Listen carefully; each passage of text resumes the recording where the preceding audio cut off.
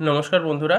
আজকের এই রিডিংটা হবে আপনাদের প্রেজেন্ট সিচুয়েশনসে থাকা শত্রুদের উপর। আপনাদের বর্তমানে শত্রুরা কোথাও না কোথাও বহু ক্ষেত্রে আপনাদেরকে ডিস্টার্ব করতে পারে। তো সুতরাং এই শত্রুদের থেকে আপনাদের মুক্তি কবে হবে, কি কি সিচুয়েশনস থেকে আপনারা বেরোতে পারবেন, আপনাদের কোনো ধরনের ঝুঁকি আছে কিনা জীবনে শত্রুদের থেকে, এই সংক্রান্ত বিষয় নিয়ে আজকের এই পুরো রিডিংটা হবে। তাই শেষ অবধি অবশ্যই দেখবেন। বাবা, শত্রুরা তো আপনাদেরকে জ্বালিয়ে রেখে দিয়েছে, যা দেখতে পাচ্ছি হাত থেকে খসে যাচ্ছে হাতে। যাই হোক, চলুন তাহলে শুরু করা যাক। Universe please guide us, universe please guide us, universe please guide us, please guide us, please guide us, please guide us, please guide আস।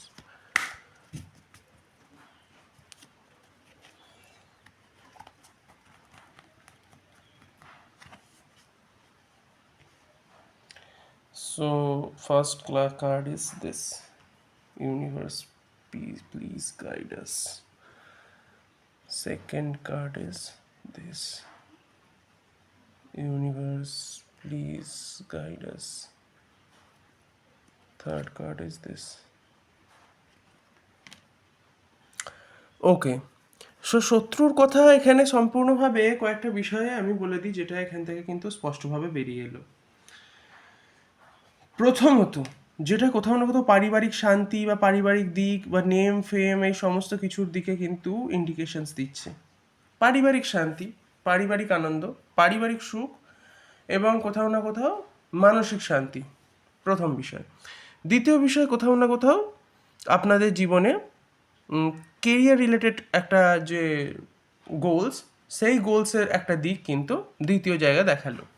তৃতীয় জায়গা দেখাচ্ছে আর্থিক দিক থেকে কোথাও না কোথাও কতখানি সমৃদ্ধি থাকবে সেই বিষয়টা নিয়ে। এইবার প্রশ্ন হচ্ছে কি, এখানে একটা খুব মজার ব্যাপার, শত্রু কিন্তু এই তিনটে জায়গাতেই আক্রমণ করতে চাইছে। আপনাদের যে শত্রু আছে না, এই তিনটে জায়গাতেই আক্রমণ করতে চাইছে, সেটার দিক কিন্তু একদম স্পষ্টভাবে ফুটে উঠলো ওখানে। কোথাও না কোথাও তারা চাইছে যে আপনার পারিবারিক সুখ, পারিবারিক শান্তি, পারিবারিক আনন্দ কিংবা আপনাদের ভেতরে পারস্পরিক মিল, সেটাকে নষ্ট করে দেওয়া। স্বামী স্ত্রীর ভেতরে পারস্পরিক মিল নষ্ট করে দেওয়া। আর সে কিন্তু পরিবারের অধিষ্ঠিতই কোনো শত্রু হয়ে থাকার সম্ভাবনা বেশি।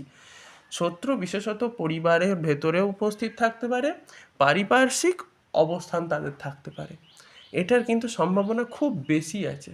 দ্বিতীয়ত, তারা চাইছে কোথাও না কোথাও কেরিয়ারে এফেক্ট ফেলতে।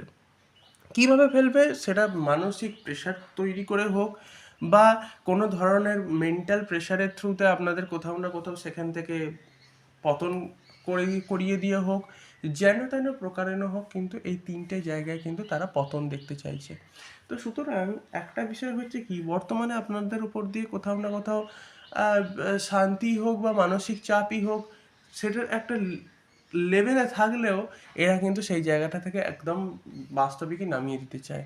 তো সুতরাং একটা বিষয় কি মনে রাখবেন, প্রথমত পরিবারের কোনো মানুষকে সহজে, মানে যারা আপনাদের পরিবারটা বাদ দিয়ে, মানে আপনাদের নিজের হাজব্যান্ড ওয়াইফ ফ্যামিলির ভেতরটা বাদ দিয়ে বাইরের কাউকে খুব একটা বেশি কিছু কথা বলবেন না, সব কথা বলতে যাবেন না, সবাইকে অন্ধের মতো বিশ্বাস করতে যাবেন না।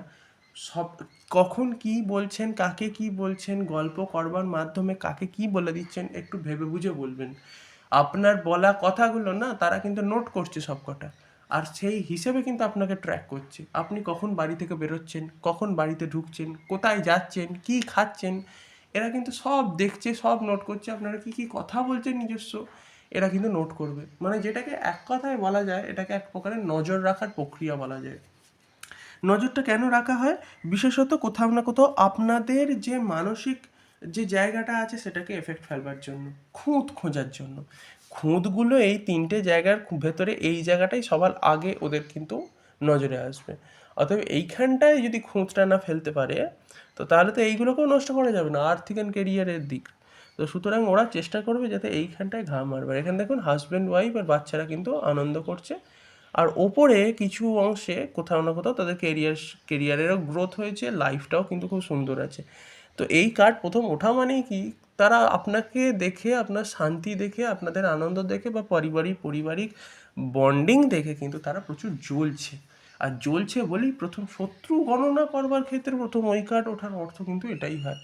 তারা আপনার পারিবারিক শান্তি দেখে খুব জ্বলে, তারা আপনার আর্থিক আয় এবং কোথাও না কোথাও আপনার গ্রোথ দেখেও কোথাও না কোথাও জ্বলতে পারে।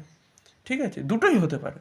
এক এবার তার ভেতরে কারোর একটা মিলবে, কারোর হয়তো দুটোই মিলে গেছে, কিন্তু ঘটনাটা হচ্ছে এটা, না হলে এই কার্ডগুলো কিন্তু এই সময় উঠতো না।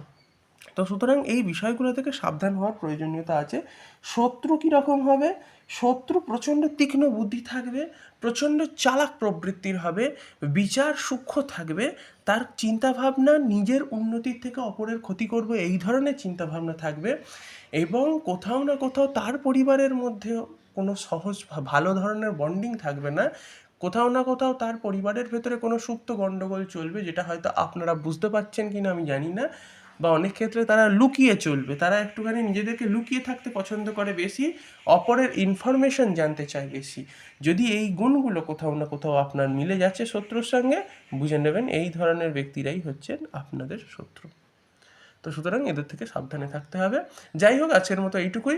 যদি ভিডিওটি ভালো লেগে থাকে তাহলে অবশ্যই লাইক করবেন, যে কোনো পার্সোনাল রিডিংয়ের জন্য কমেন্ট করতে ভুলবেন না, এবং সেই শত্রুদের যদি হোয়াটসঅ্যাপ নাম্বার আপনাদের কাছে থাকে, এই ভিডিওটি তাকে শেয়ার করে দিন, ঠুকে যাবে।